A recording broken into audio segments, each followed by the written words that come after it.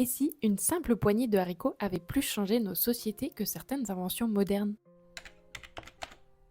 Le haricot n'est pas seulement un légume sec de plus dans nos assiettes. Domestiqué au moins 2 fois dans les Amériques par des peuples qui ne se connaissaient pas, il a ensuite voyagé dans les cales des bateaux, les poches des paysans, les coffres des migrants. Suivre le haricot, c'est suivre une histoire parallèle de l'humanité. Le haricot commun, Phaselous vulgaris, est d'abord une plante sauvage d'Amérique. Des communautés andines et mésoaméricaines le domestiquent en choisissant les gousses bien remplies, les graines qui se conservent et les plantes qui s'accordent avec le maïs ou la courge. Sous terre, il s'allie à des bactéries qui fixent l'azote de l'air. En poussant, il enrichit le sol et prépare les cultures suivantes.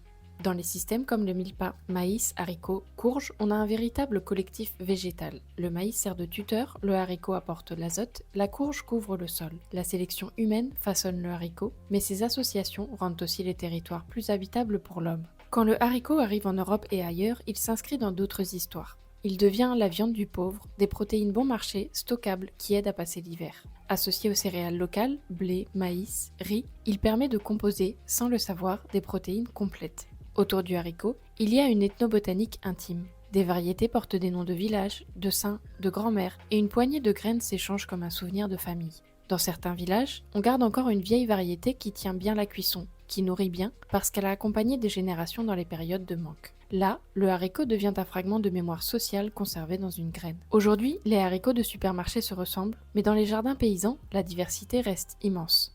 Grains noirs, rouges, mouchetés, marbrés, chacun avec son histoire. Pour l'ethnobotaniste, ce sont des archives vivantes, une variété peut raconter une migration, un échange, une crise.